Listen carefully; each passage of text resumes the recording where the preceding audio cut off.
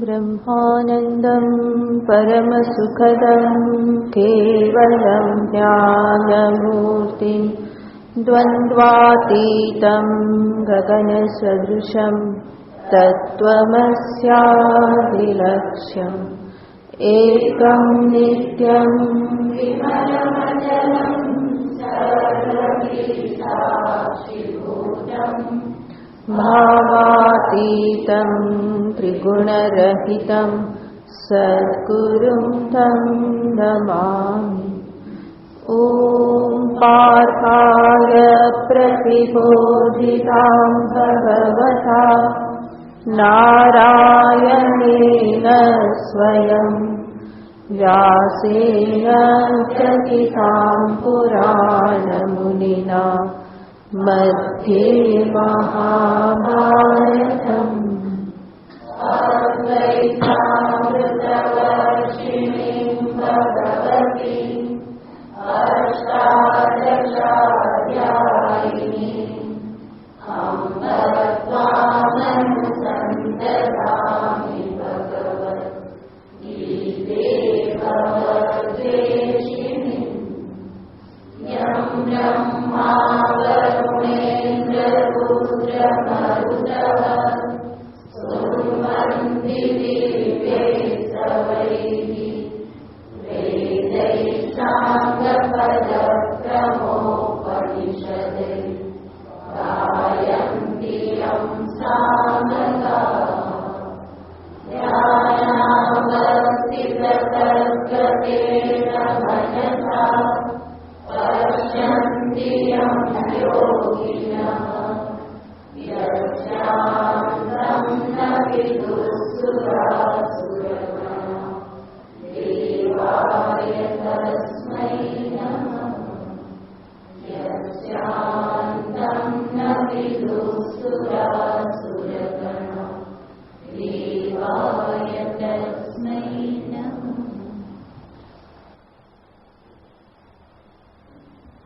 श्री भगवानुवाच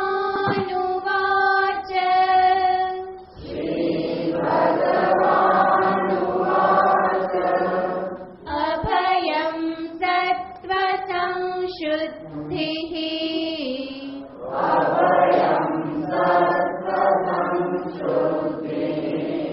ज्ञानयोगव्यवस्थितिः दानं दमश्च यज्ञश्च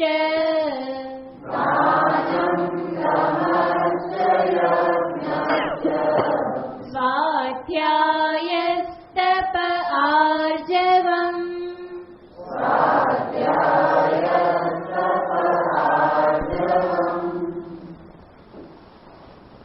દૈવી સંપત્તિને દર્શાવતા ભગવાને છેલ્લે કહ્યું દાનમ દમશ્ચ યજ્ઞશ્ચ. દાન, દમ અને યજ્ઞ. ત્યાર પછી તરત જ ભગવાન કહેશે સ્વાધ્યાય. સ્વાધ્યાયનું વિધાન કરી અને ભગવાન બતાવે છે જે સ્વસ્ય અધ્યયનમ, જે આંતરનિરીક્ષણમાં આત્મનિરીક્ષણમાં જે લાગેલો હશે એને જ દાન, દમ અને યજ્ઞનું પૂર્ણ માત્રામાં ફળ પ્રાપ્ત થશે. જરૂર કંઈ ને કંઈ પુણ્ય તો પ્રાપ્ત થશે, પરંતુ અધ્યાત્મ જગતના સાધકને, જિજ્ઞાસુને જે પ્રમાણેનું ફળ જોઈતું હોય એ પ્રમાણેનું ફળ સ્વાધ્યાય દ્વારા જ એને પ્રાપ્ત થઈ શકે. નહીં તો દાન, દમ, યજ્ઞ એ કર્મ પણ એવા છે કે જે કરીને ફરી મનુષ્ય અહંકારની લપેટમાં આવી જાય. દાન કરીને હું મહાન દાની એવું અભિમાન કરે, દમ કરીને હું બહુ મોટો સંયમી એવું અભિમાન કરે, યજ્ઞ કરીને હું તો બહુ કર્મઠ છું એવું અભિમાન પણ કરે. તો આ બધું અભિમાન જે છે કે જે મનુષ્યને હંમેશા લાગેલું જ રહેશે, એ જો સજાગ ન રહે, પોતાના જીવનનું વૃત્તિઓનું નિરીક્ષણ ન કરે, તો અભિમાન તો તૈયાર જ છે માથું ઉચકવા માટે. અને જ્યાં અભિમાન માથું ઉચકે તો સમજવાનું કે સાધકને માટે એ બહુ જ મોટું નુકસાન છે. એ જ પ્રતિબંધ છે.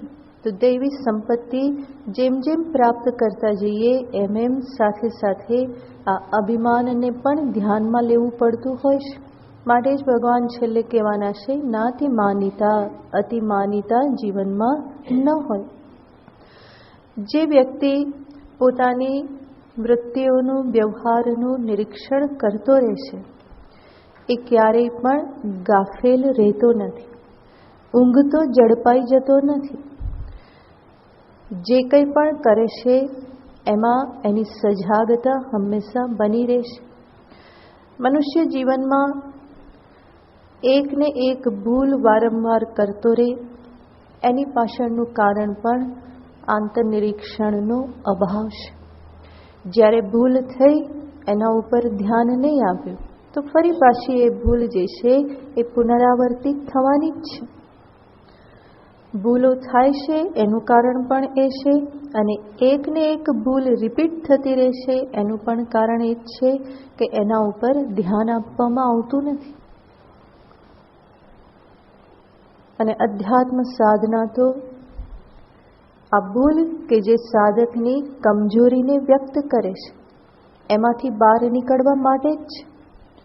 અંતઃકરણ શુદ્ધિ કે જ્ઞાન માટેનું અધિકારીત્વ એટલે બીજું કંઈ જ નથી. વ્યક્તિત્વમાં રહેલી જે કંઈ પણ ખામીઓ છે, એ ખામીઓને દૂર કરવી એ જ અધિકારીત્વ પ્રાપ્તિનો પ્રયત્ન છે. તો વ્યક્તિત્વ પરિવર્તનનો અર્થ જ આ છે. જે પણ ભૂલોથી જીવન ભરેલું છે એ ભૂલોને સુધારતા જવું. અને ભૂલોને ત્યારે જ સુધારી શકાય જ્યારે સજાગતા ધારણ કરવામાં આવે, સાવધાની ધારણ કરવામાં આવે. નહીં તો ક્યાંક અભિમાની થઈ જવાય, ક્યાંક કૃતજ્ઞ બની જવાય, ક્યાંક હિંસક બની જવાય. તો દૈવી સંપત્તિની પ્રાપ્તિની સાધનામાં પણ વચ્ચે વચ્ચે આ પ્રમાણે કૃતજ્ઞ બની જવું, અભિમાની બની જવું, હિંસક બની જવું, આ બધું સંભવ છે. માટે જ સજાગ રહેવું એ અનિવાર્ય બની રહેશે. શાસ્ત્રમાં એક સરસ કથા કહેવામાં આવે છે, બધા જાણે છે, સુદામાજી અને કૃષ્ણ ભગવાન. પરંતુ સુદામાજી જેટલા પ્રસિદ્ધ છે એટલા એમના ધર્મપત્ની પ્રસિદ્ધ નથી. એમને તો એવી રીતે જ બતાવવામાં આવે છે કે એમણે સુદામાજીને બહુ આગ્રહ કર્યો અને ધક્કો માર્યો કે જાઓ ભાઈ, તમારા મિત્ર બહુ ધનવાન છે, કંઈક લઈ આવો ત્યાંથી.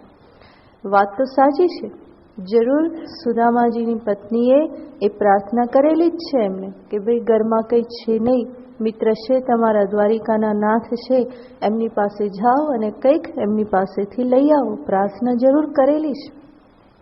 અને એ પ્રાર્થનાની પાછળ પણ એનું માતૃત્વ રહેલું છે. બાળકો ભૂખ્યા રહે એમનાથી જોવાતું નહોતું. સુદામાજી તો હરિભજનમાં મસ્ત હોય, પણ માને તો બાળકની ચિંતા હોય, અને એટલા માટે સુદામાજીને એણે પ્રાર્થના કરી. એનું નામ હતું વસુંધરા, સુદામાજીના પત્ની. તો જ્યારે ભગવાન પાસે સુદામાજી ગયા અને ભગવાને એમના જે આગતા સ્વાગતા કરી, ત્યાર પછી ભગવાન તો સમજી ગયા હતા સુદામાજી શા માટે આવ્યા છે. એ બોલે ના બોલે, પ્રભુ તો અંતર્યામી છે, તો સમજી ગયા હતા. અને એટલા માટે જ ભગવાને વિશ્વકર્માને આદેશ આપી દીધેલો હતો કે ત્યાં જઈને બધું સંભાળી લો. અને વિશ્વકર્માને કહ્યું કે મારા કરતાં પણ વધારે સારો મહેલ સુદામાજીનો બનાવી દો. તો વિશ્વકર્માજી તો તૈયાર.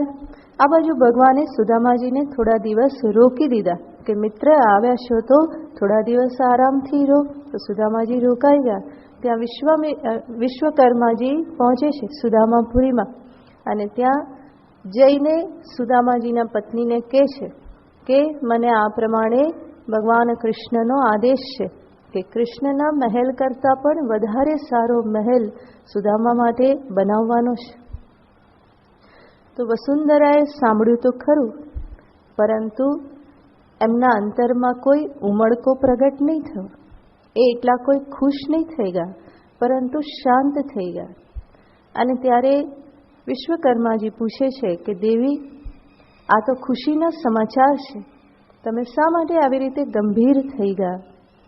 તો વસુંધરા એને કહે છે, એ કહે છે કે હે દેવ, એ તો કૃષ્ણની મહાનતા છે કે આ પ્રમાણે કહે છે કે કૃષ્ણ કરતાં પણ સુંદર મહેલ બનાવી આપો. પણ કે અમને એવી કોઈ અપેક્ષા નથી. કે સૌથી પહેલાં તો ભગવાન કૃષ્ણ દ્વારિકાનાથ કરતાં પણ વધારે સુંદર મહેલ બને તો એ અમને જ શોભા ના આપે, અને એટલે એમાં અમે રહી નહીં શકીએ, માટે એવો મહેલ અમારા માટે નહીં બનાવતા. એટલું જ નહીં, વસુંધરા સાથે સાથે કહે છે કે હે દેવ, અમે જે ગરીબ સ્થિતિમાં હતા, બ્રાહ્મણી અમારા બાળકો, અને એ અમારી સ્થિતિમાં ગામના બધા લોકોએ અમને મદદ કરેલી છે. એમણે અમને લોટ આપ્યો, ઘી આપ્યું, મીઠું આપ્યું, તેલ આપ્યું, ત્યારે અમે આજ દિવસ સુધી જીવતા રહેલા છે. અમારું જીવન હજુ સુધી બનું રહેલું છે. તો કે આખા ગામનો અમારા ઉપર ઉપકાર છે, અને એ ગામના ઉપકારને ભૂલી જઈ અને અમે એકલા એક મોટા મહેલમાં રહેવા લાગીએ તો અમે કૃતજ્ઞ કહેવાય. અને એટલે કહેશે કે એવો મહેલ ના બનાવો કે જેથી કરીને અમે ગામના લોકોથી જુદા થઈ જઈએ, પરંતુ એમની સાથે અમે એક થઈને રહી શકીએ એવો કંઈક ઉપાય કરો. કાં તો એવું કંઈક બનાવો કે જે આખા ગામ માટે બને, અને નહીં તો પછી અમારા માટે એક સાદું સીધું જે પણ આશ્રય છે એવો તમે બનાવી દો. તો વિશ્વકર્મા આ બ્રાહ્મણીની ઉદારતાથી, એની સમજદારીથી એટલા બધા પ્રસન્ન થયા, અને કહેવાય છે કે માત્ર સુદામાજીનો જ નહીં, ગામમાં જેટલા પણ ઘર હતા એમના બધા માટે સુંદર સુંદર સુંદર દેખાય એવા નાના નાના મહેલ બધા માટે બનાવી આપ્યા. તો કેટલી બધી સમજદારી સામે આવ્યું તો એકદમ જ આવેશમાં આવી અને ઉછળી પડતા નથી, બલ્કિ વસુંધરાએ પોતાનું નામ સાર્થક કર્યું. વસુંધરા એટલે પૃથ્વી, જેને પોતાના બધા બાળકો સમાન છે. એવી જ રીતે આને ગામના બધા જ પોતાના પરિવાર જેવા લાગતા હતા, કારણ કે બધાએ એને મદદ કરેલી છે. એટલું જ નહીં, આશ્રય બની ગયા પછી, મહેલ બની ગયા પછી વિશ્વકર્માજી કહે છે કે દેવી, હવે મહેલમાં પધારો, કે આપનો મહેલ તૈયાર છે, કારણ કે એ તો હજુ ઝૂંપડીમાં જ હતા. તો વસુંધરા કહે છે કે અત્યારે તો મહેલમાં રહેવા નહીં જવું, મારા પતિદેવ આવી જશે અને કે એ મને લઈ જશે ત્યારે જઈશ, કારણ કે વિવાહ કરીને એ મને હાથ પકડીને આ ઝૂંપડીમાં જ લાવ્યા હતા. હવે ફરી આવીને જ્યારે મારો હાથ પકડીને મહેલમાં લઈ જાય ત્યારે હું એમની સાથે મહેલમાં પ્રવેશ કરીશ, અત્યારે એકલી નહીં જવું. કે તો કેટલી બધી સમજદારી છે, બધાને સાથે લઈને ચાલવાની, માત્ર પોતે એકલા સુખ પ્રાપ્ત કરી લે, જલ્દી જલ્દી સુખ ભોગવવા લાગે એવી કોઈ ઉતાવળ નથી. અને આટલો સુંદર વ્યવહાર ક્યારે સંભવ બને? જ્યારે સજાગતા હોય, સાવધાની હોય. નહીં તો જીવનમાં બધે લાલચ તો અનેક વખત આવતી રહેતી હોય છે, પણ જ્યારે લાલચ આવે, જ્યારે આ પ્રમાણે સરળતાથી કંઈક પ્રાપ્ત થવાનું હોય, ત્યારે પણ વ્યક્તિ સજાગ રહે તો સમજવાનું કે જરૂર એ જીવનમાં આંતરનિરીક્ષણ કરી રહેલી છે. પોતાના વૃત્તિઓનું નિરીક્ષણ કરી અને એણે વૃત્તિઓને ઉર્ધ્વગામી બનાવેલી છે. આસુરી વૃત્તિમાંથી એ ઉપર ઉઠેલી છે. તો આ બધી સાવધાની જે છે એ આંતરનિરીક્ષણના પરિણામે આવે છે, જેના પરિણામે મનુષ્ય કૃતજ્ઞ બનતો નથી, હિંસક બનતો નથી. આ બધું એનું પરિણામ છે. દરેક વ્યક્તિના જીવનમાં અને વિશેષ કરીને સાધકના જીવનમાં આત્મનિરીક્ષણનું ખૂબ જ મહત્વ છે. આગળ ભગવાન કહેશે તપઃ. તપ શબ્દનો અર્થ આપણે જોયેલો હતો સ્વૈચ્છિક નિયંત્રણ. સત્સંગ આદિ કરીને જે કંઈ જીવનમાં જાણેલું છે, જે પણ સમજદારી પ્રાપ્ત કરેલી છે, એ બધું જીવનમાં આત્મસાત થાય એના માટે જીવનમાં તપની જરૂર છે. તપથી મનુષ્યનું મન, તપશ્ચર્યાથી મનુષ્યનું જે જીવન છે એ ઘડાય છે. અને ઘડાવાના કારણે જ એના જીવનમાં એક પ્રકારની શાંતિ, સૌમ્યતા, મધુરતા પ્રાપ્ત થાય છે. તપના પરિણામે કષ્ટ સહન કરવાની ટેવ પડે, અને કષ્ટ સહન કરવાની ટેવ પડી હોય તો મન ફરિયાદોથી મુક્ત રહે. અને ફરિયાદોથી મુક્ત મન જે છે એ જ તો શુદ્ધ મન છે. એનાથી તો જીવનમાં શાંતિ, સૌમ્યતા આ બધું પ્રાપ્ત થાય છે. જેવી રીતે ધાનને શેકવાથી એમાં માધુર્ય આવે છે. કોઈ પણ જે ધાન જે છે, જેમ કે સિંગને શેકો તો એ મધુર લાગે છે, મગફળીને શેકો તો એની મધુરતા વધારે પ્રગટ થાય છે.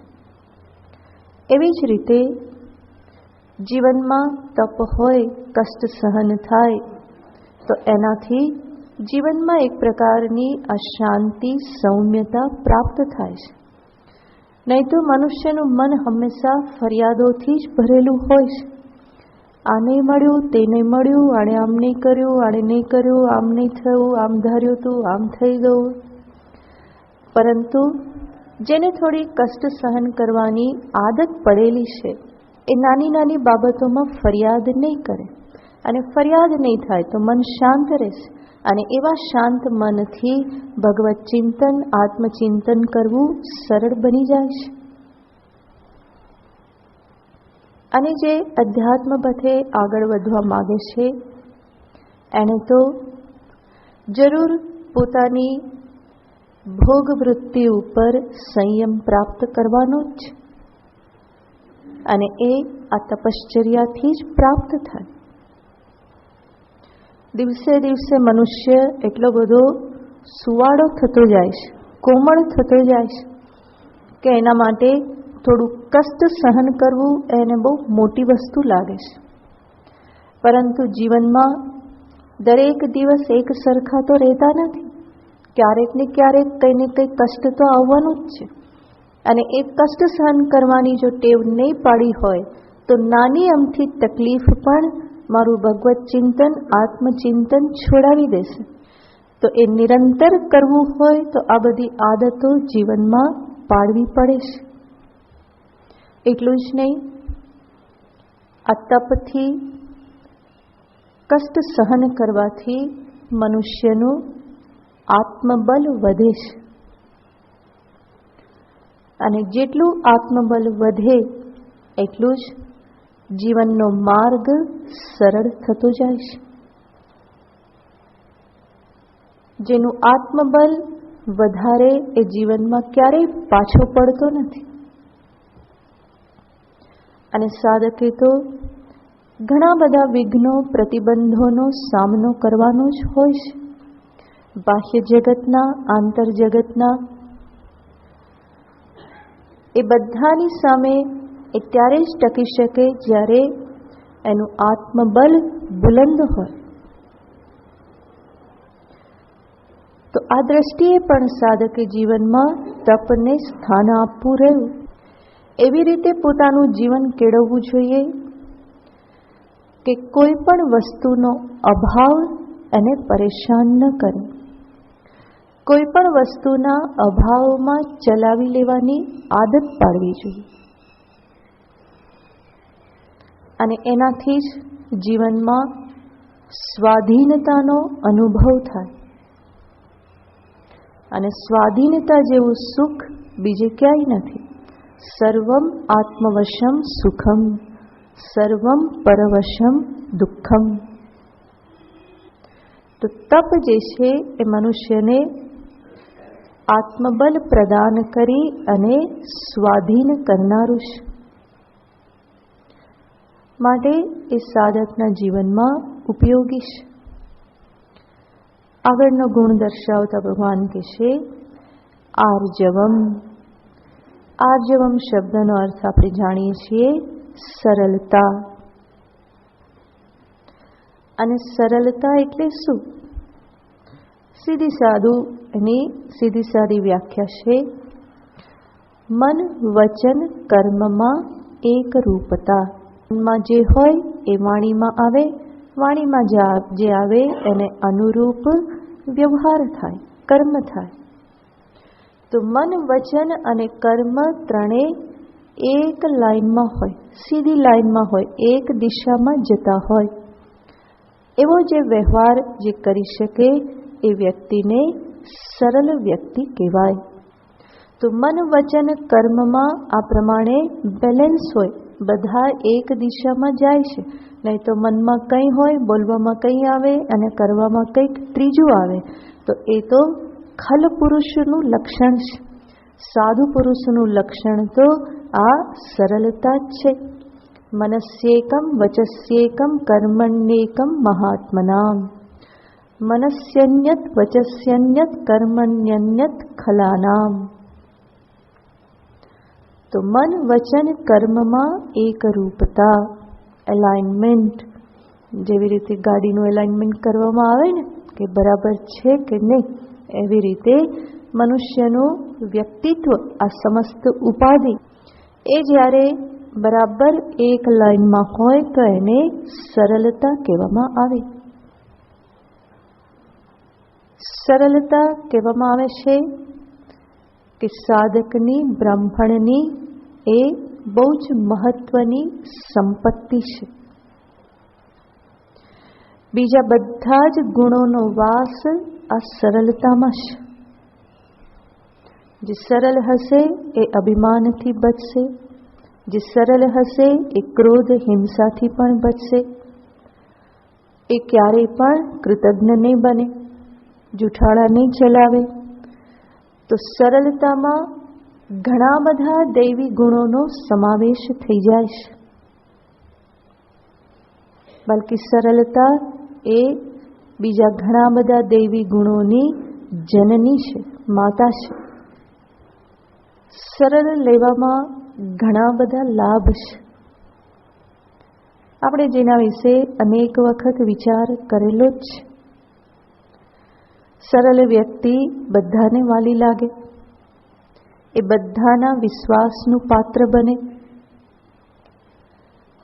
એની પાસે ખુલ્લા થતા કોઈને તકલીફ ના થાય. સંભવ છે સરળતા ધારણ કરવાથી ક્યારેક તાત્કાલિક નુકસાન થતું લાગે, પરંતુ લાંબા ગાળે તો લાભ જ લાભ છે. અને નુકસાન પણ કદાચ વ્યાવહારિક દ્રષ્ટિએ કે વ્યાવહારિક જગતમાં લાગે, પરંતુ આધ્યાત્મિક જગતમાં તો એના થકી લાભ જ લાભ છે. છલ કપટ મન में नहीं सब सो सरल स्वभाव, नारायणता भगत की लगी किनारे नाव. ભગત કયો તો કે છલ કપટ મન में नहीं, જેના મનમાં કોઈ છલ કપટ નથી. સબસો સરળ સ્વભાવ, બધાની સાથે સરળ સ્વભાવથી વ્યવહાર કરે છે. એવો જે ભગવાનનો ભક્ત જે છે એની તો નાવ કિનારે લાગી જ સમજો, પાર થઈ ગયો એમ જ સમજવાનું છે. તો સરળતા એક ગુણ છે કે જે સાધકને પાર કરી દે છે. અને વેદાંતના સાધકને માટે સરળતાનો સૌથી ઉપયોગ છે પોતાની આંતરિક અવસ્થા પોતાના ગુરુ કે આચાર્યની સામે પ્રગટ કરવામાં. જો સરળતા નહીં હોય તો ત્યાં પણ કંઈક છુપાવીને રાખવાની ઈચ્છા થશે. અંદર કંઈક હોય, બહાર કંઈક બતાવવામાં આવે અને એમાં ફરી નુકસાન સાધકને પોતાને જ. તો પોતાની સ્થિતિ જે પ્રકારની છે એ પ્રકારે પ્રગટ કરી દેવામાં આવે તો યોગ્ય માર્ગદર્શન પ્રાપ્ત કરી શકાય. નહીં તો ગુરુ કોઈ ઈશ્વરની જેમ અંતર્યામી તો નથી. મનમાં છુપાવવામાં આવે તો યોગ્ય રીતે એ માર્ગદર્શન નહીં આપી શકે. ક્યાં ઊભા છો એ સ્પષ્ટ નહીં કરવામાં આવે તો આગળનું સોપાન બતાવી ના શકે. તો સરળતા એ એવી વસ્તુ છે કે જેના થકી શરણાગતિ પણ સંભવ બને છે. સાચી શરણાગતિ, સાચું આત્મસમર્પણ એ સરળતા થકી સંભવ બને છે. આ સરળતાને અર્થે જ આપણા વેદમાં પ્રાર્થના છે, વાંગ મે મનસી પ્રતિષ્ઠિતા, મનો મે વાચી પ્રતિષ્ઠિતમ. મારું મન વાણીમાં પ્રતિષ્ઠિત થાવ, મારી વાણી મનમાં પ્રતિષ્ઠિત થાવ. એનો અર્થ મન અને વચન બંને એક સમાન રહે. મનમાં હોય એ જ બહાર નીકળે અને જે બહાર નીકળે એ જ મનમાં હોય. અને આવી સરળ વ્યક્તિ જે છે, નિરીક્ષણ કરતા એવું જણાય છે કે હંમેશા ખુશ રહેતી હોય, આનંદમાં રહેતી હોય. તો સરળતા અને આનંદનો પણ સંબંધ છે. કારણ કે કંઈ છુપાવીને રાખવાનું નથી, કંઈ છાવરવાનું નથી, એવી કોઈ ચિંતા નથી. હું આવો પ્રગટ થઈ જઈશ, મારા વિશે શું ધારી લેશે, શું કહેશે, એવી તો કોઈ ચિંતા નથી. જેને ચિંતા લાગી હોય એ આનંદમાં ના રહી શકે. પરંતુ સરળ વ્યક્તિ કે જે સમજે છે કે ભાઈ જેવા છીએ આવા છીએ, આગળ વધવા માટે પ્રયત્ન જરૂર કરીએ છીએ, પણ અત્યારે અવસ્થા કેવી છે, આ પ્રમાણેની અવસ્થા છે. તો એવી વ્યક્તિ ખાલી ટેન્શન ધારણ કરતી નથી. કોઈ મારા વિશે શું ધારશે, કેવો કહેશે, એ ચિંતાથી એ મુક્ત છે. અને ચિંતાથી મુક્ત છે એટલા માટે જ એ આનંદમાં રહેશે, ખુશ રહેશે, જરૂર આગળ વધવા માટે તત્પર છે. પરંતુ અત્યારે પણ જ્યાં છે ત્યાં એ ચિંતાથી મુક્ત છે. તો સરળતાનો આ સાથે પણ આનંદ સાથે પણ સંબંધ છે. તો આ રીતે સાધકના જીવનમાં સરળતા જે છે એના અનેક પ્રકારે એના લાભ છે. બલકી સરળ જીવન એવું થઈ જાય કે ન કોઈને આપણા પ્રત્યે ફરિયાદ થાય, ન આપણને કોઈના માટે ફરિયાદ થાય. આ સરળતાનો માપદંડ છે. બંને પક્ષે ફરિયાદનો અભાવ. મારા માટે કોઈને ફરિયાદ ન રહે, મને કોઈના માટે ફરિયાદ ન થાય. મને લોકો સહજ રીતે અપનાવી શકે, હું બીજાને સહજ રીતે અપનાવી શકું. અને આવી રીતનું જીવન કેટલું સુંદર જીવન છે. અને આવી રીતે જે જીવન જીવે એને કેટલો બધો સમય મળી રહે ભગવત ચિંતન કરવા માટે. બીજા બધા વ્યર્થ ચિંતનથી એનું મન મુક્ત રહે. તો આ રીતે જીવનમાં પ્રયત્નપૂર્વક સરળ બનવાનું ધ્યેય રાખવું જોઈએ. જરૂર આ બહુ દુર્લભ ગુણ છે. આમ તો એને જન્મજાત ગુણ કહેવામાં આવે છે, પણ છતાં પણ જો સાધક પ્રયત્ન કરે, પોતાનામાં કોઈ એ પ્રમાણે વક્રતા હોય તો એમાંથી એ સજાગતાપૂર્વકના પ્રયત્નથી જરૂર મુક્ત થઈ શકે. અને એના માટે સૌથી મહાન ઉપાય છે સરળ વ્યક્તિનો સંગ કરવો. જોવું કે એ કેવી રીતે વ્યવહાર કરે છે અને એના વ્યવહારમાં એ કેટલા રિલેક્સ છે. કંઈ આગળ પાછળ કંઈ છાવરવાનું નથી, કોઈ કાવા દાવા નથી. અને છતાં પણ એનું જીવન મસ્ત ચાલી રહ્યું છે. તો મારું પણ એ રીતે ચાલી જ શકે. સંતો પાસેથી પણ આ જ શીખવાનું હોય છે. સંત એટલે જેના જીવનમાં સરળતા છે, સાદગી છે. આ બેથી તો સંતત્વ પ્રગટ થાય છે. તો સરળ છે, એમની પાસેથી સરળતા હંમેશા શીખવાની હોય છે. તો આર્જવમ આગળ ભગવાન બીજા ગુણો દર્શાવતા કહે છે. બીજો શ્લોક. અહિંસા સત્યમ ક્રોધઃ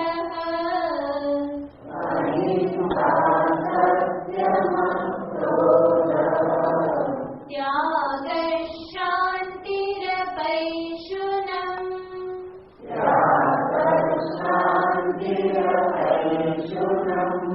દયા ભૂતેષ્વલોલુપ્ત્વમ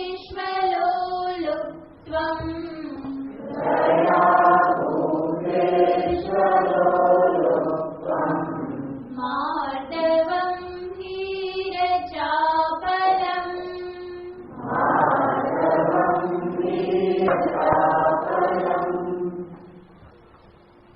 અહિંસા. અહિંસા વિશે પણ અનેક વખત વિચાર થયેલો છે. અહિંસાનું લક્ષણ આપતા કહેવામાં આવે છે, કાયેન મનસા વાચા સર્વભૂતેષુ સર્વદા અક્લેશ જનનમ પ્રોક્તમ અહિંસાત્વેન યોગીભિઃ. અહિંસા એટલે શું?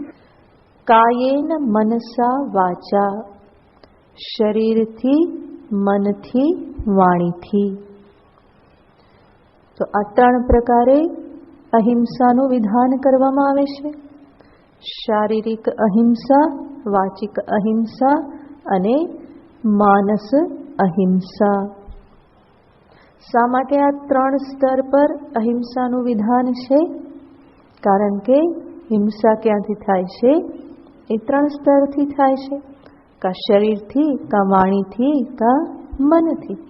માટે ત્રણેયનો સમાવેશ કરીને કહેશે, કાયેન મનસા વાચા સુ અક્લેશ જનનમ સર્વદા સર્વભૂતેષુ.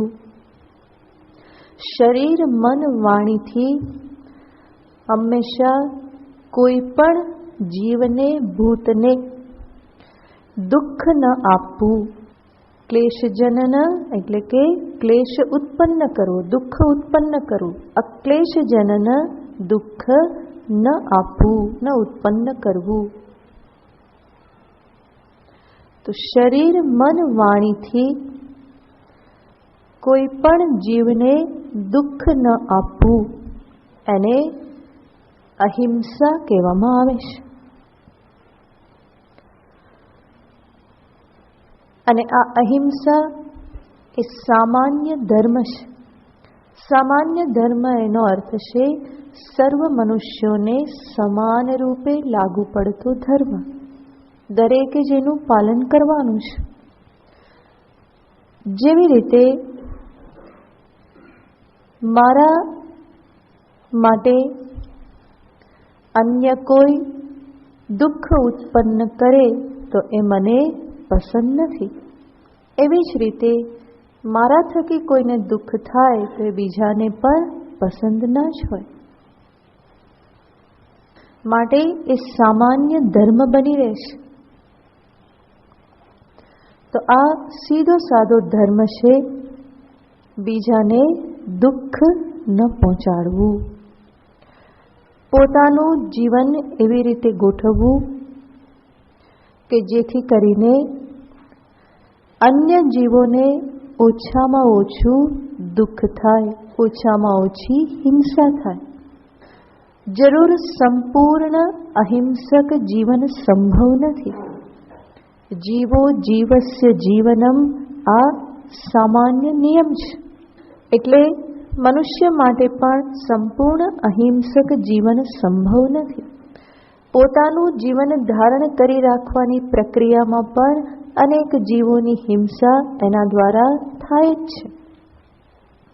જેવી રીતે અન્ન ગ્રહણ કરીએ છીએ તો એ અન્નને ઉત્પન્ન કરવામાં ઘણી હિંસા થાય છે.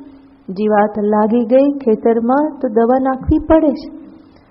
એવી જ રીતે અન્ન આપણી પાસે પહોંચે, એને પીસવાનું, એને બાફવાનું, જે કંઈ પણ એ સર્વમાં પણ સૂક્ષ્મ હિંસા તો રહેલી જ છે. પૃથ્વી ઉપર હલનચલન વ્યવહાર કરીએ છીએ એના થકી પણ ઘણાની હિંસા થઈ જાય છે. ઘણી વસ્તુઓ આપણે વાપરીએ છીએ, વસ્તુના ઉત્પાદનમાં પણ અનેક જીવોની હિંસા સંકળાયેલી છે. તો ઘણી બધી વસ્તુ એવી છે કે જેને ટાળી શકાય નહીં, છતાં પણ મનુષ્યનો આ ધર્મ થઈ જાય છે કે પોતાનો જીવન વ્યવહાર એવી રીતે ગોઠવે કે ઓછામાં ઓછી હિંસાથી એ પોતાનું જીવન જીવી શકે.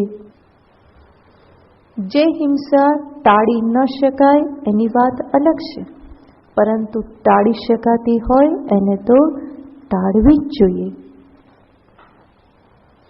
એટલા માટે શાકાહારી બની રહેવું એ અહિંસક જીવન છે.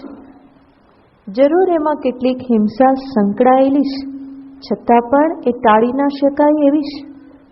માંસાહાર એ સ્પષ્ટ રૂપે હિંસા થઈ અને પ્રાપ્ત થતું અન્ન છે, તો એને ટાળી જ શકાય છે. એને ટાળી શકાય એટલા માટે જ ભગવાને પૃથ્વી પર આટલા ધાન્યની, આટલી ફળ ફળાદીની ઉત્પત્તિ કરેલી છે. તો જેને ટાળી શકાય એને ટાળવા માટે પ્રયત્ન કરવાનો જ હોય. અને એના માટે મારે બીજાના જીવનના મૂલ્યને સમજવું રહ્યું. કોઈ એક જીવ એની યાત્રામાં આગળ વધી રહેલ છે, એને હું વચ્ચે મારી દઉં તો એ મારા માટે યોગ્ય નથી. એને પણ જીવન જીવવાનો અધિકાર છે. માટે મારા આનંદ ખાતર, શોખ ખાતર કોઈની પણ હિંસા કરું તો એ મને શોભા આપતો નથી. એટલું જ નહીં, મનુષ્ય પોતે બુદ્ધિશાળી પ્રાણી છે અને બુદ્ધિની સાથે સાથે એને જવાબદારી પણ પ્રાપ્ત થાય છે. અને બુદ્ધિ જે પ્રાપ્ત થયેલી છે એનો દુરુપયોગ કરવા માટે પણ એ પંકાયેલો છે. એટલા માટે ઉપદેશ પણ અહિંસાનો ઉપદેશ એને જ આપવો પડે છે. તો જેને ટાળી શકે ત્યાં પણ એ પ્રવૃત્ત થાય છે અને એટલા માટે એને અહિંસાનો ઉપદેશ આપવો પડે છે. તો જીવનનું મૂલ્ય સમજો. સાથે સાથે હિંસા જે છે એક પ્રકારની તામસિક વૃત્તિ છે અને તમસમાંથી તો સાધકે ઉપર ઉઠવાનું જ છે. એક પ્રકારની એની પાછળ જડતા જ કામ કરતી હોય છે. સાધકે સંવેદનશીલ બનવાનું છે અને જે સંવેદનશીલ છે એ હંમેશા હિંસાથી બચવાનું જ છે. તો શારીરિક હિંસા જાણતા ન થાય, જાણી જોઈને ન થાય એના માટેનો પ્રયત્ન કરવો જોઈએ. મચ્છર દેખાયું ને તાલી પાડીને અંદર રામશરણ કરી દીધું એ યોગ્ય નથી. ગરોળી દેખાય ઘરમાં અને સાવણા પછાડીને ખતમ કરી દીધી એ યોગ્ય નથી. ધીમે ધીમે કરો, એનો રસ્તો કાઢી લેશે. દુનિયા બહુ મોટી છે, એને રહેવા માટે પણ ભગવાનની જગ્યા રાખેલી છે. તો એને મારી નાખવાનો આપણને કોઈ અધિકાર નથી. ઘરમાં વંદો દેખાયો તો મંડી પડ્યા, તરત જ રામ શરણ કરી દીધો, તો એવી રીતે નહીં. અને પાછા સાથે સાથે અભિમાન કરે, શું કરી દીધો? અને મોક્ષ અપાવી દીધો, આ યોનિમાંથી મોક્ષ અપાવી દીધો. અરે ભાઈ, પહેલા તારો તો મોક્ષ તું ચિંતા કર, પછી બીજાને મોક્ષ અપાવ. આ મોક્ષ અપાવવાની જે બધી આવી બધી તત્પરતા છે એમાં તારો મોક્ષ પાછળ ઠેલાઈ જાય છે, એ તો જોવું પડે ને. એ હિંસા થકી પણ ખોટી રીતે એ રીતે મૂલવી લેવામાં આવતું હોય છે. જરૂર જ્યાં મનુષ્ય પોતાના જીવનની રક્ષા કરવાની હોય ત્યાં બરાબર છે, કારણ કે બીજા જીવ કરતાં જરૂર મનુષ્યનું જીવન મહામૂલું છે. એમાં આ શાશ્વતીને પામવાની સંભાવના છે, એટલે ન છૂટકે કેટલીક હિંસા થતી હોય તો એ બરાબર છે. પરંતુ જાણી જોઈને જેને ટાળી શકાતી હોય, જેને ટાળીને પણ મારું જીવન, મારા જીવનમાં કોઈ ઊંચા નીચું થતું ન હોય, કંઈ આગા પાછું થતું ન હોય, તો એવી હિંસા કરીને કરવાનું શું? એ તો એક પ્રકારે પાપ ભેગું કરવાની જ પ્રવૃત્તિ છે અને સાધકને પાપ ભેગું કરવું પોસાય નહીં. હજુ ઓછા વિઘ્ન છે કે હજુ પાપ ભેગા કરીને વધારે વિઘ્ન જીવનમાં વહોરી લે? તો અધ્યાત્મ પથે ચાલનાર સાધકે સંવેદનશીલ બનવું રહ્યું. ચાલે તો પણ સજાગતાથી ચાલે, પગ નીચે કીડી મકોડા જીવ જંતુ બધા દબાતા જાય એવી રીતે ઉપર નીચે આમ કરતા કરતા ચાલવાનું ન હોય. વિધાન કરવામાં આવે છે કે હંમેશા 4 થી 10 ડગલા ભૂમિ દેખાય એવી નજર રાખી અને ચાલવાનું હોય. ખાસ કરીને ચોમાસામાં બહુ જીવજંતુ હોય ત્યારે સજાગતાપૂર્વક આપણે પગ મૂકીએ, નહીં તો પગની નીચે કેટલા બધા મરી જવાના છે.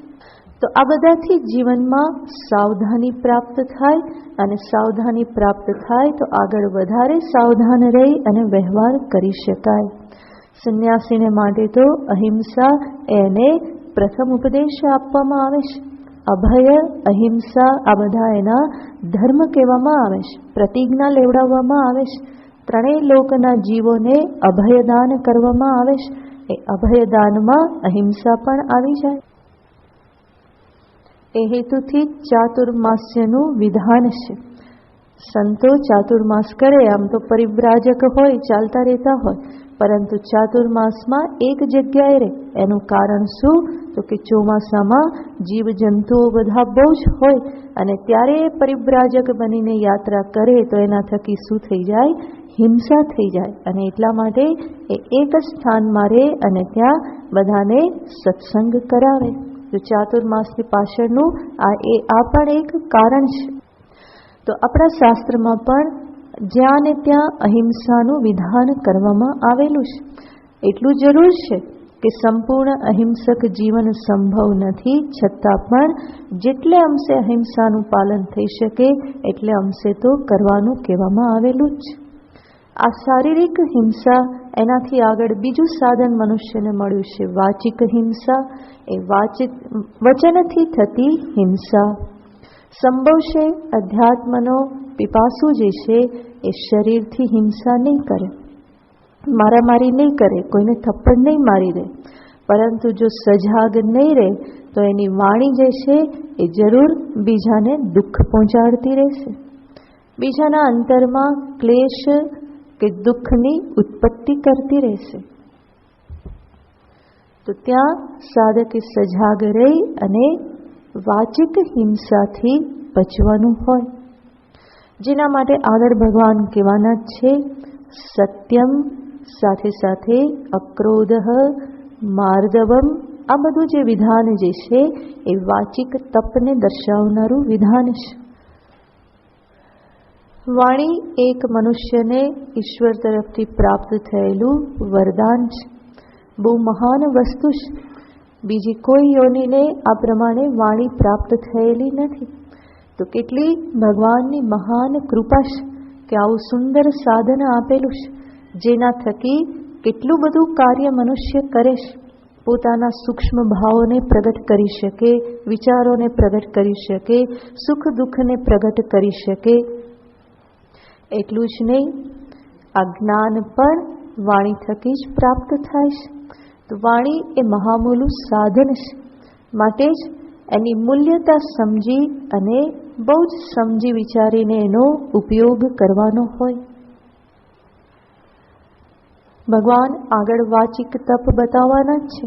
અનુદ્વેગકરમ વાક્યમ સત્યમ પ્રિયહિતમ ચયત. કેવા વચન બોલવા એના વિશે ભગવાન વિસ્તારથી વાત કરે છે. તો વાચિક હિંસાના સંદર્ભમાં સાધકે બહુ જ સજાગ રહેવાનું, રોજ એના વિશે વિચાર કરવાનો કે આજે કોઈ એવું વાક્ય કે શબ્દ તો નથી પ્રયોગ થઈ ગયો કે જેનાથી બીજાને કોઈ કષ્ટ થયું હોય તો બીજે દિવસે હું સજાગ રહું કે ફરી એ પ્રમાણે વ્યવહાર ન થાય.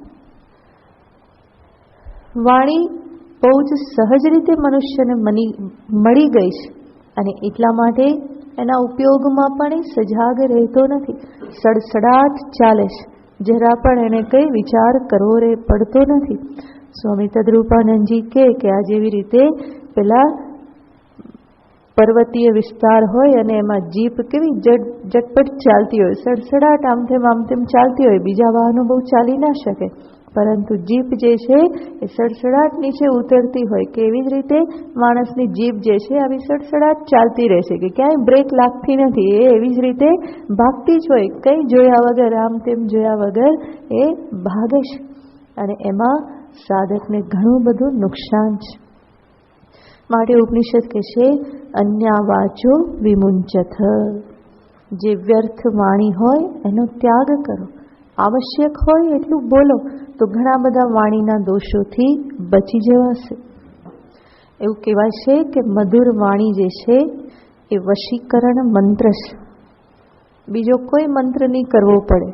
બીજા કોઈને વશ કરવા હોય તો શું કરવાનું?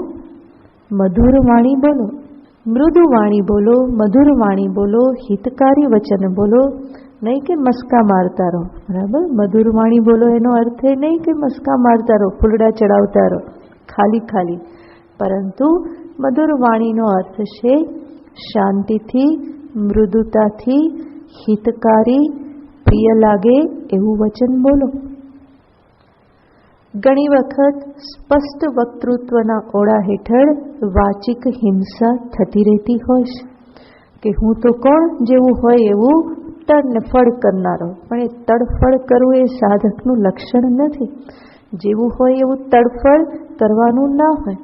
કહેવાનું હોય તો ત્યાં પણ વિચારપૂર્વક કહો.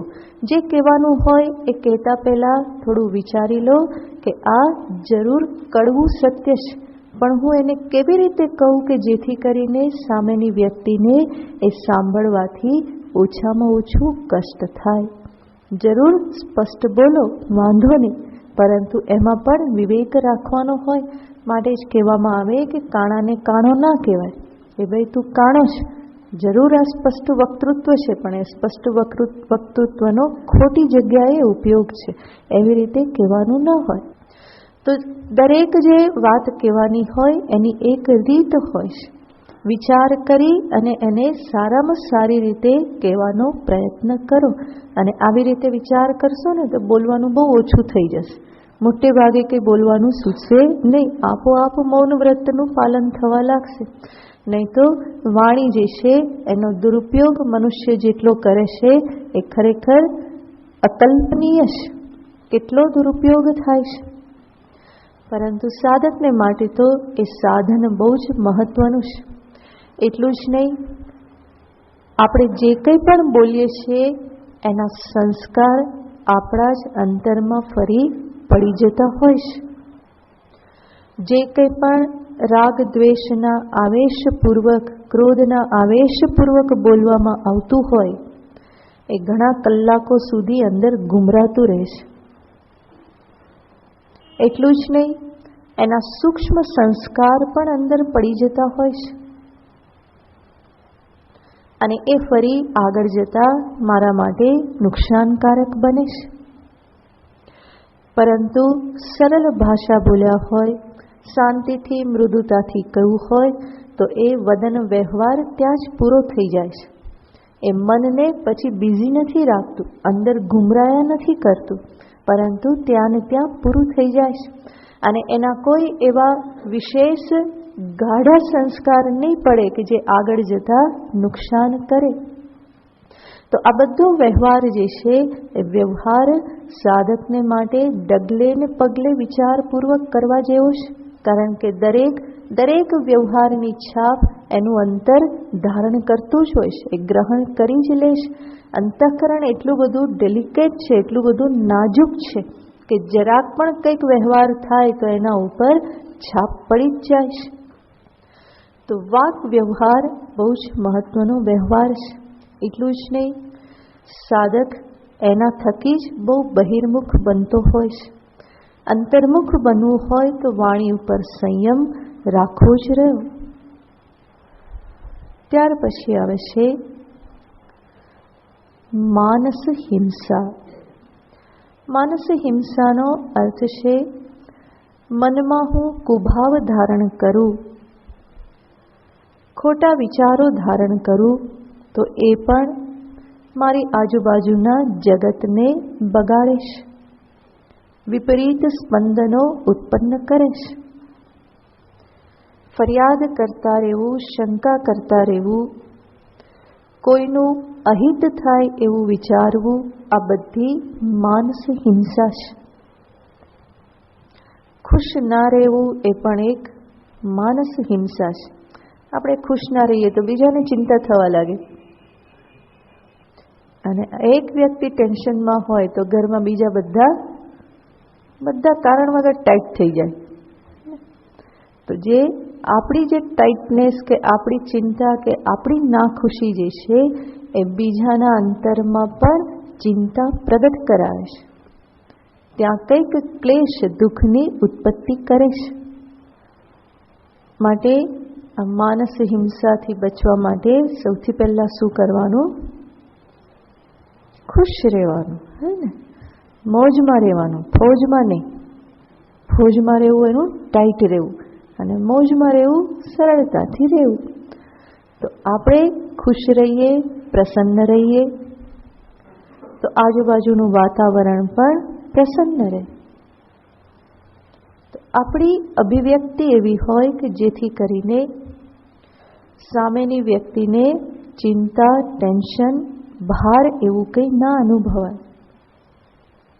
તો આ બહુ જ સૂક્ષ્મ બાબતો છે. એટલે જ આપણે ફરીને જોઈએ છીએ કે આંતરનિરીક્ષણ વગર આ બધું પકડી શકાતું નથી, હાથમાં આવતું નથી. અને એટલા માટે જીવનમાં ઉપરથી કંઈ ચાલતું હોય પણ અંદરથી આ બધું થતું જ રહેતું હોય છે. ભગવાનને પ્રાર્થના કરવાની કે પ્રભુ મન અમારું પ્રસન્ન રાખજો. તન્મે મન શિવ સંકલ્પ મસ્તુ. તો વૈદિક પ્રાર્થના છે. મારું મન શિવ સંકલ્પ, શુભ સંકલ્પ, કલ્યાણકારી સંકલ્પ કરનારું થાવ. અને સૂત્ર યાદ રાખવાનું કે હંમેશા મોજમાં રહેવાનું છે, ખુશ રહેવાનું છે.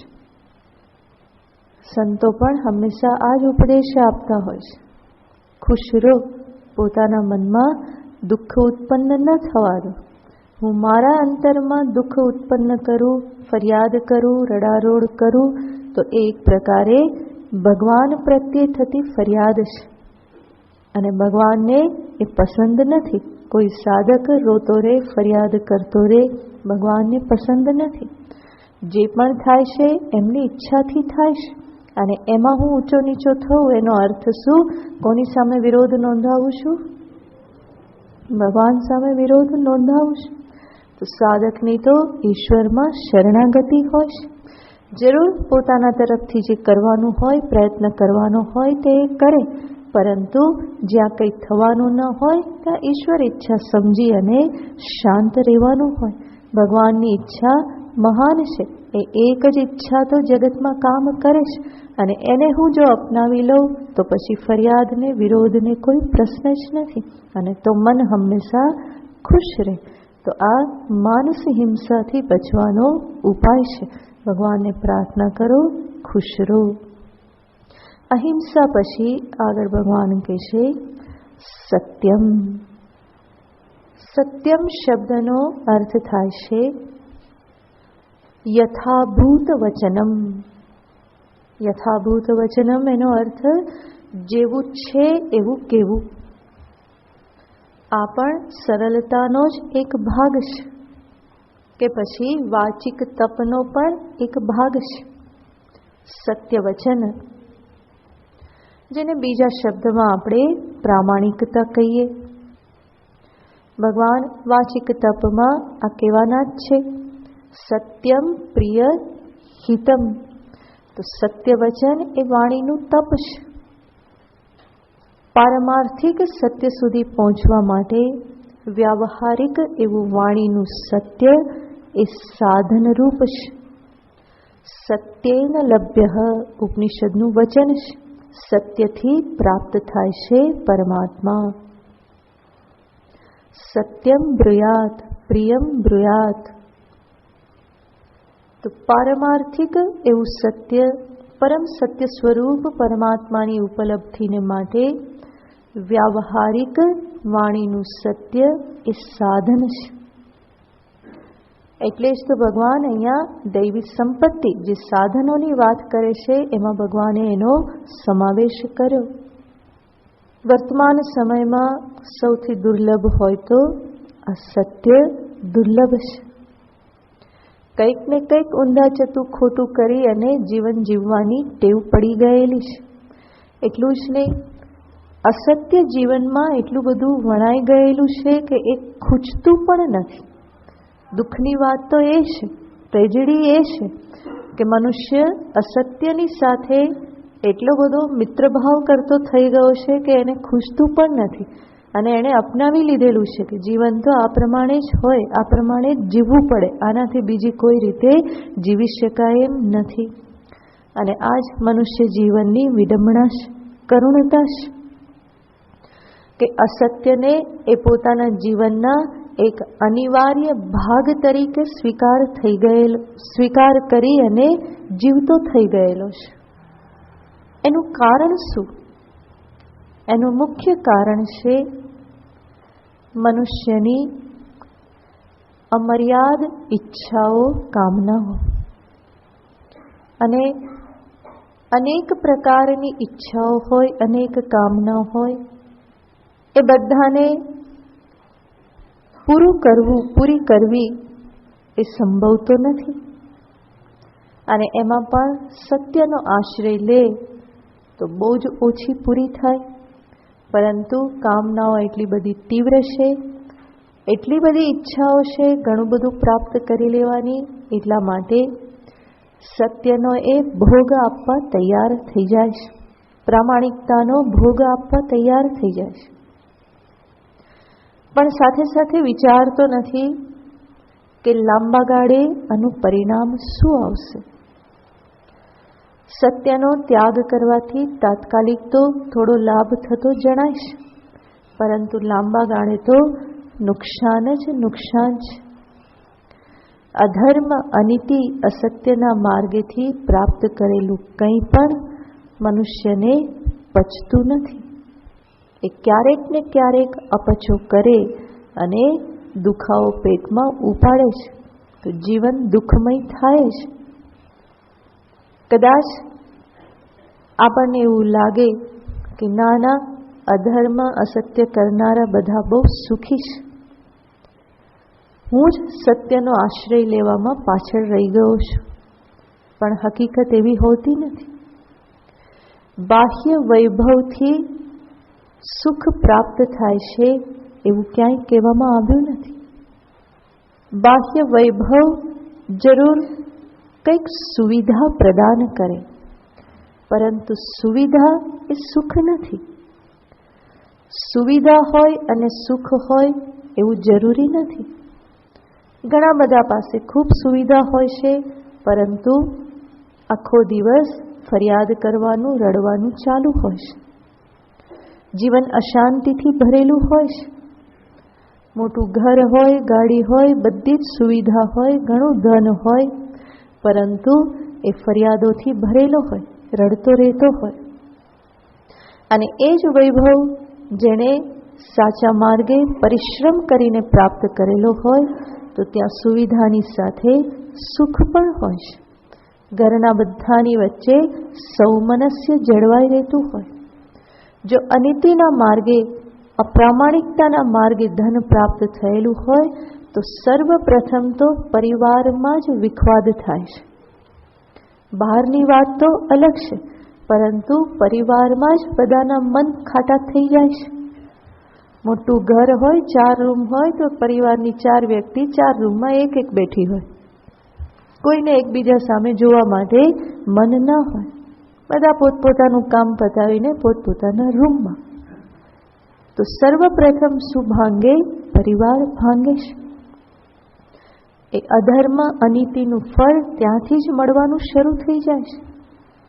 નહીં તો શરીરમાં રોગ આવે, કોઈક ચોર આવે એ લૂંટી જાય, લૂંટારો ક્યાંક લૂંટી જાય, નહીં તો કંઈક કોર્ટના ધક્કા શરૂ થઈ જાય. આ બધું શેનું ફળ છે? અધર્મ, અસત્યનું પરિણામ છે. જે અયોગ્ય માર્ગે જે કંઈ પણ ઘરમાં આવે છે, એનું આ કોઈક ને કોઈક આ પ્રમાણેનું ફળ ભોગવવું પડતું હોય છે. પણ એ વિચાર થતો નથી. તાત્કાલિક જે લાડવો હાથમાં આવ્યો એને જ જોવામાં આવે છે. એ જોતો નથી કે આને ખાવાથી અંદર શું ભરેલું છે ને અને એના થકી શરીરમાં શું રોગ પ્રાપ્ત થશે, એનો વિચાર થતો નથી. તો આના પરિણામે જીવન આખું વેરવિખેર થઈ જાય છે. મનુષ્યનું વ્યક્તિત્વ છિન્ન ભિન્ન થઈ ગયેલું છે.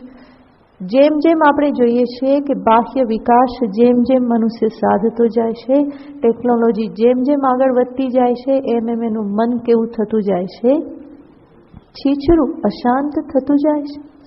ક્યાંય ગાંભીર્ય દેખવામાં આવતું નથી, ક્યાંય શુદ્ધ નિર્મલ પ્રસન્નતા દેખવામાં આવતી નથી.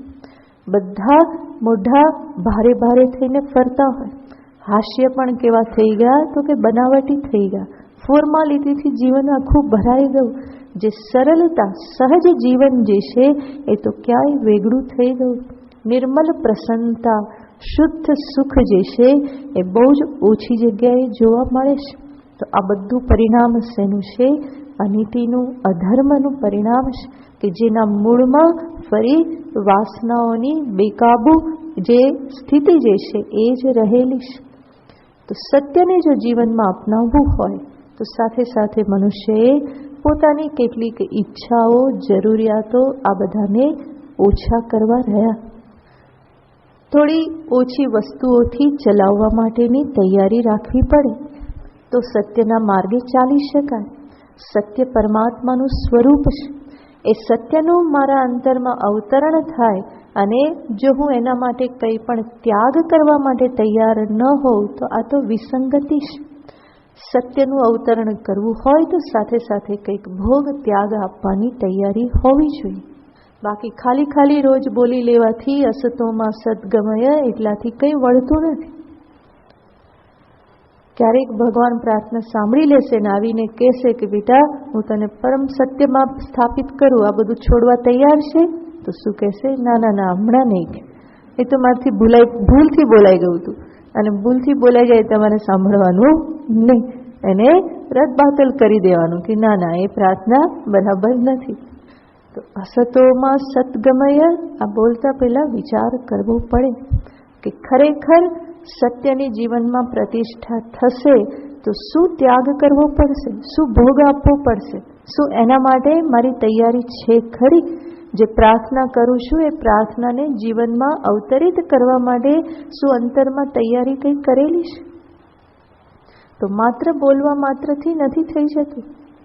આ બધું જીવનમાં ધારણ કરવા માટે કંઈક તો ભોગ આપવાની, ત્યાગ આપવાની તૈયારી હોવી જોઈએ.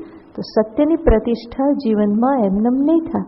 અનેક વખત માત્ર વ્યવહારમાં નહીં, વાણીના સત્યના આધારે પણ અનેક વખત શરમમાં મુકાવવું પડે તો એની તૈયારી હોવી જોઈએ. હું કહું કે હા હું તો આ પ્રમાણે કહેવામાં આવેલું હતું પણ મેં ખોટું કહ્યું, મારી ભૂલ થઈ ગઈ, આ બધું કહેવા માટે ક્યાંક શરમનો પણ આશ્રય લેવો પડે તો તૈયારી હોવી જોઈએ. ભૂલ કબૂલ કરવા માટેની કે ના આ તો ખોટું થયું. મનમાં કંઈક હોય તો એને પ્રગટ કરવાની હિંમત હોવી જોઈએ. તો સત્યના પથે ચાલવું એ કાયરનું કામ નથી. એના માટે શૂરવીરતા જોઈએ. સત્ય અને અહિંસાની વાત કરીએ અને ગાંધી બાપુ યાદ ના આવે એવું તો કેવી રીતે બને?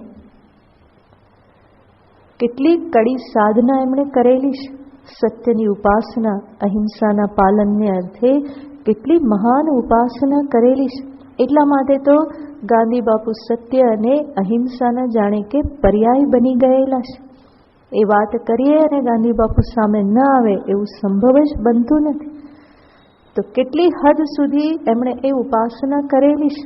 સત્ય સ્વરૂપ જ પરમેશ્વર માની અને એને જીવનમાં અવતરિત કરવાનો કેટલો નિષ્ઠાપૂર્વકનો પ્રયત્ન. ગાંધી બાપુની જીવનકથા જેવી બીજી કોઈ જીવનકથા નથી. આત્મકથા એમણે જે લખેલી છે કેટલું પોતાનું સ્પષ્ટ એણે પ્રદર્શન કરેલું છે. ક્યાંય પણ પાછા પડ્યા નથી પોતાની ખામીઓને, ભૂલોને એમાં પ્રગટ કરવા માટે. અને ત્યારે આપણને થાય કે કેટલી મહાનતા છે. ભૂલ પ્રગટ કરીને પણ માણસ મહાત્મા બને છે. પણ આ ભૂલ પ્રગટ કરતા પહેલા ખબર પડતી નથી. ત્યાં તો હંમેશા છાવરવાની વૃત્તિ થાય છે અને પોતાને સારામાં સારો બતાવવાની જ વૃત્તિ થાય છે. એવી વૃત્તિ શા માટે થાય છે? કારણ કે હકીકતમાં એ અંદરથી એટલો સારો નથી અને એટલા માટે એને હંમેશા વૃત્તિ થાય કે બીજા કરતાં તો હું કેવો છું? સારો છું અને એ પ્રમાણે જ પ્રગટ કરે. પણ આવા ગાંધી બાપુ જેવા નિષ્ઠાવાન પ્રામાણિક મનુષ્યો કેટલા પોતાની ભૂલને આ પ્રમાણે સમાજની સામે પ્રગટ કરી દે. મહાપુરુષ કોઈ સામાન્ય તો નહોતા. એમની એક હાકથી આખો દેશ જાગી જતો હતો અને નીકળી પડતો હતો. અને એવા સ્થાન પર બિરાજમાન વ્યક્તિ જ્યારે પોતાની ભૂલોને પ્રગટ કરે, આ પ્રમાણે એ દર્શાવે, કેટલી મહાનતા છે. અને એ સમયમાં તમે વિચાર કરો, ત્યારે મોબાઈલ નહોતા, ઈમેલ નહોતા, કંઈ નહોતા. 2 પૈસાના પોસ્ટકાર્ડથી આખા દેશને એ હલાવતા હતા. એમની એક હાકલ પડે અને ભારતવાસીઓ, યુવાનો બધા નીકળી પડતા હતા, ઘરબાર છોડીને, કોલેજ છોડીને, દેશને આઝાદ કરવાને માટે.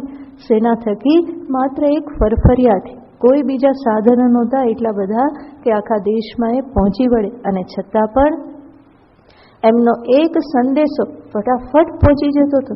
એ જ બતાવે કે એમનું કેટલું બધું મૂલ્ય હતું, સુસ્થાન હતું ત્યારે. અને છતાં પણ એ જરા પણ ગભરાયા નથી. પોતાની ખામીને પ્રગટ કરવામાં જરા પણ પાછળ પડ્યા નથી. તો કેટલી બધી સત્યની ઉપાસના જે છે એમણે પ્રગટ કરી દીધું. દરેક વ્યક્તિએ આ બુક વાંચવી જોઈએ. આમાંથી કેટલાય વાંચેલી છે ગાંધીની આત્મકથા, કેટલાય નથી વાંચી. હા, આજે સંકલ્પ કરો કે વાંચીશું. હા, બરાબર ને? હા, વાંચવી જ જોઈએ. કોઈ પણ ગીતા, મહાભારત, રામાયણ તમે વાંચો એટલા જ આદરથી ગાંધીની આત્મકથા વાંચો. એમાંથી ખૂબ બધું જાણવાનું મળશે. કેવો વ્યવહાર હોય, કેવું સત્યનું પાલન, અહિંસાનું પાલન, કેવી નિષ્ઠા, એનાથી પ્રાપ્ત થતું કેવું આત્મબળ, આ બધું એમાં જોવા મળશે. તો ખરેખર એ મહાપુરુષને પ્રણામ કરીએ એટલા ઓછા છે. અને એમના જીવનનું પરિશીલન કરીએ તો ખબર પડશે કે સત્ય જીવનમાં કેવી રીતે ઉતારી શકાય. તો એ પણ એક મહાન સાધક હતા. એટલા માટે જ સાધકને માટે એમના જીવનને સમજવું, વિચારવું એ બહુ જ ઉપયોગી છે. તો સત્યનું પાલન ભગવાન અહીંયા દૈવી સંપત્તિ તરીકે બતાવે છે. એટલા માટે નિષ્ઠાપૂર્વક સાધકે હંમેશા પ્રયત્ન કરવો રહ્યો. આગળનું પછી જોઈએ. ઓમ પૂર્ણમદ પૂર્ણમિદં પૂર્ણાત પૂર્ણમુદચ્યતે પૂર્ણસ્ય પૂર્ણમાદાય પૂર્ણમેવાવશિષ્યતે. ઓમ શાંતિ શાંતિ શાંતિ. હરિ ઓમ શ્રી ગુરુભ્યો નમઃ. હરિ ઓમ.